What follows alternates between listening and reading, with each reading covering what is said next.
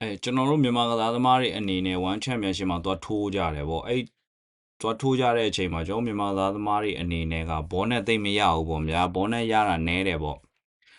ဘောနဲ့ရတဲ့ကစားသမားနဲတယ်ပေါ့အဲ့လိုမျိုးမြင်တာပေါ့သူတို့မျက်နှာလိုက်တာလားဘာလားပေါ့နော်အဲ့လိုမျိုးထင်ကောင်းထင်ကြလိမ့်မယ်ပေါ့ဒါပေမဲ့အဲ့ဒီဘောနဲ့ပေးပုံပေးနည်းပေါ့နော်ဘယ်လိုမျိုးလေးရှိတယ်ဆိုတာဒါကျွန်တော်လေးလာမိသလောက်ကျွန်တော်သိသလောက်လေးကျွန်တော်ပြောပြတာပေါ့နော်အဲ့တော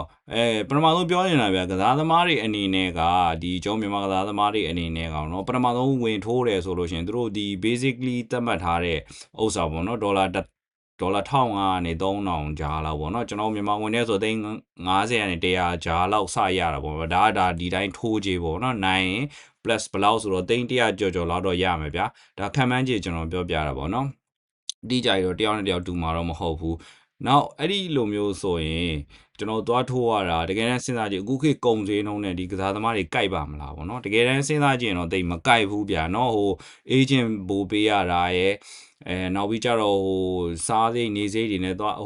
းသိရမလားtraining စရိတ်တွေနဲ့လေဘာပဲပြောထိုင်းမှာသွားကျင်းနေဆိုလဲဒီလိုစရိတ်တွေရှိတာဆိုတော့ဒါပြောမကြိုက်ဘူးဗျကစားသမားတွေမကြံဘူးအဲ့တော့ဘောနဲ့လေးရလိုက်မှသာဘောနဲ့ကသူ basically warrior ဘောနဲ့ဆိုရင်တော့မှဒေါ်လာ1000လောက်ကနေစပြီးပေးတာဆိုတော့အဲ့ဒီ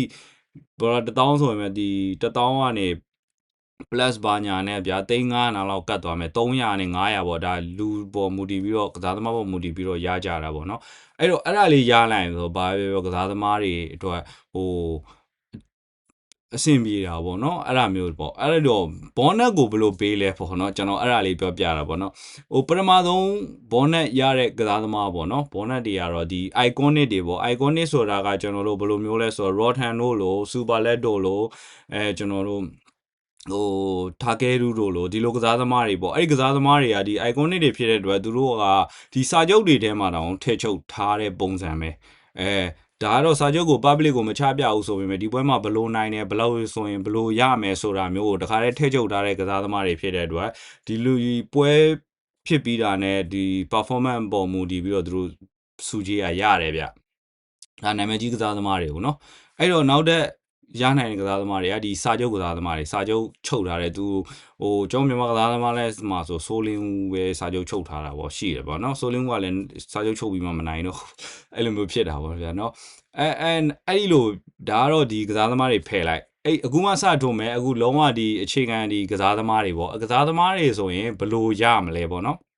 ်အဲ့တော့ဘလို့ရမလဲဆိုတော့ပထမဆုံးကတော့ဗျာလွယ်လွယ်ကူပြောရရင်အလဲထိုးပေါ့အလဲထိုးနိုင်ရမယ်ဒါပေမဲ့အလဲထိုးမှလည်းအလဲထိုးတိုင်းလည်းမပေးဘူးသူကဒီ performance ကိုကြည့်တယ်ဒီကစားပွဲကလုံပွဲလားဘာလားညာလားအဲ့ဒါရရှိသေးတယ်ပေါ့ဗျာတချို့တခါလေဆိုလို့ရှိရင်အလဲထိုးလိုက်တယ်မပေးဘူးနောက်နေ့ကျမှပေးတယ်ပေါ့သူတို့စီးစစ်ပြီးတော့အဲ့လိုမျိုးပေးတာမျိုးရှိတာပေါ့နော်ဒါအလဲထိုးအလွယ်ကူဆုံးအလဲထိုးရင်ရတယ်ဗျာနောက်တစ်ချက်အနေနဲ့ကဒီပြိုင်ပွဲအတွင်းမှာကြီးလို့ကောင်းတယ်ပေါ့ဗျာပရိသတ်လက်ခုပ်တန်ရတယ်ပေါ့ဗျာစိုင်ထိုးပြိုင်ထိုးတွေ drama ဆန်တယ်ပေါ့ဗျာเนาะအဲ့လိုသူကျုံကိုကျုံကြတယ်အဲ့လိုအကွဲပြဲတွေရှိတယ်လုံးဝဒီ fight sport ကိုကြီးရတဲ့ရတာကိုပေးနိုင်တဲ့ပွဲတွေရတာမြောက်တဲ့ပွဲတွေပေါ့အဲ့လိုပွဲမျိုးတွေရင်သက်ရှုမော်ကြီးရတဲ့ပွဲမျိုးတွေကြားလို့ရှိရင်ဘောနက်ရတယ်တခါကျရင်2ယောက်လုံးကိုပေးတာမျိုးတော့ရှိတယ်အဲ့ဒါအပြင်နောက်ထပ်ကြတော့ဒီကျွန်တော်တို့ဒီအခုဒါဒီကျွန်တော်တို့ဘယ်လိုပြောမလဲအင်တာနက်ခေတ်ကိုရောက်လာပြီပေါ့နော်လူတိုင်းကဒီအင်တာနက်ကနေဒါကြည့်ကြတာတွင်းကွင်းထဲကိုသွားပြီးကြည့်တယ်လူကတိတ်မရှိကြတော့အဲ့တော့အဲ့ဒီ viewer ကိုလည်းကြည့်ပါတယ်နော်ဒီကစားသမား viewer ဘယ်လောက်တက်လဲပေါ့သူတက်တဲ့ viewer ပေါ့ကြည့်ပြီးတော့ပေးတာလည်းရှိတယ်အဲ့တော့ကျွန်တော်တို့အနေနဲ့ကျွန်တော်ကစားသမားတွေကိုအားပေးခြင်းတယ်ဆိုလို့ရှိရင်ကျွန်တော်တိုက်တွန်းခြင်းတာသူတို့ဥမာကျွန်တော်တို့ဒီဂျားပွဲတွေဆိုတချို့တခါလေတယောက်တွေအမြဲမကြည့်ရလူတွေရှိရလေအဲ့တော့မကြည့်ရလူတွေရှိတော့သူတို့ဂျားပွဲတွေထိုးတဲ့အချိန်ကြာလို့ရှိရင်ကြီးစုတဲ့နှုံကကျသွားတယ်ကျွန်တော်ဒီမြန်မာကစားသမားတွေဆိုလို့ရှိရင်ကြီးစုနှုံကတက်သွားတယ်ဗျအဲ့လိုမျိုးပေါ့အဲ့ဒါကြောင့်အဲ့လိုမျိုးကိုရီမြန်မာကစားသမားတွေကိုတကယ် officially website ကနေတော့အားပေးတာမျိုးကပို့ပြီးတင့်တော်တယ်လို့ကျွန်တော်မြင်တယ်ဒါပေမဲ့ဒီအခုခေတ်ချိန်နေရသေးတယ်မလားကျွန်တော်မြန်မာနိုင်ငံကလည်းတိတ်အခြေအနေမကောင်းတာဆိုတော့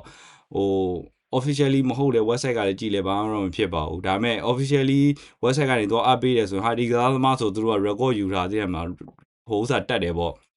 viewer တက်တယ်ပေါ့အဲ့လိုမျိုးပုံစံမျိုးနောက်ပြီးကြတော့သူ့ရဲ့ဥစ္စာကို promotion လုပ်ချင်တာပေါ့နော်ဒီ သူဒီ one championship ဆို one championship ကို promotion လုပ်ချင်တဲ့အတွက်ဒီလို drama ဆန်တဲ့bonnet တွေပေးတယ်ဗျာဥပမာကျွန်တော်ပြောပြရတယ်ဒီ shadow နဲ့ shadow အမေလာတယ်ဆိုလို့ရှိရင်သူအမေလာတဲ့အချိန်ကြာမှသူမေရတော့လိုက်ပါတယ်လိုက်တဲ့ပွဲကြလို့ရှိရင် तू ကအဲ့လိုမျိုးပေါ့ bonnet ပေးလိုက်တော့မေးနဲ့သားနဲ့အပေါ်မှာဆင်ပေါ်မှာဗျာမျက်ရည်တွေဝဲဘာညာပေါ့ဗျာအဲ့လိုဇလန်းမျိုးခင်းတဲ့ပုံစံမျိုးပေါ့ဒါဒီ promotion ရဲ့ဟိုဘယ်လိုပြောမလဲ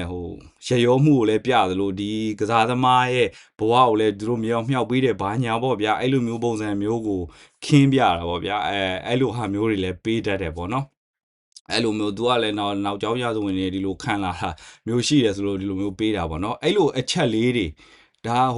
တစ်ချက်ပဲဖြစ်ဖြစ်နှစ်ချက်ပဲဖြစ်ဖြစ်သုံးချက်ပဲအနည်းဆုံးကျွန်တော်အမြင်ကတော့သုံးချက်လောက်ကန်ရင်တော့ပေးတယ်ဗျာနော်အဲ့တော့ကျွန်တော်မြန်မာကစားသမားတွေဒီတစ်ပတ်မှာဆိုရင်ကျွန်တော်၄ပွဲတောင်ရှိတယ်ဗျာဆိုလင်းဦးရှိမယ်စလိုင်းထန်ကီရှိရှိမယ်နေရိုင်းရှိမယ်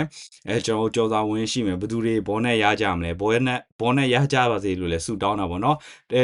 ကျွန်တော်ကြည့်မဲ့လူတွေလည်းအဲ့လိုချက်လေးတွေနဲ့ကြိုက်လာကြိုက်ရင်တော့ဘောနဲ့ရနိုင်တယ်ဆိုပြီးကျွန်တော်လည်းခံမှန်းကြည့်လိုက်တာပေါ့ဗျာနော်ကျွန်တော်ကတော့ဒီ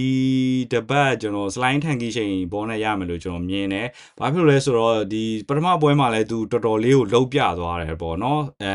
ဆောင်းချန်နိုင်တဲ့ပွဲမှာလည်းသူတော်တော်လေးလှုပ်ပြသွားတယ်ဒီပွဲမှာလည်းကောင်းမွန်လေးလှုပ်ပြပြီးတော့အလဲထိုးနဲ့နိုင်မယ်ဆိုလို့ရှိရင်သူဘောနဲ့လေးရနိုင်တယ်လို့ကျွန်တော်ကတော့မြင်မိပါတယ်ကျေးဇူးတင်ပါတယ်ကျွန်တော်ကိုစီပါဗျ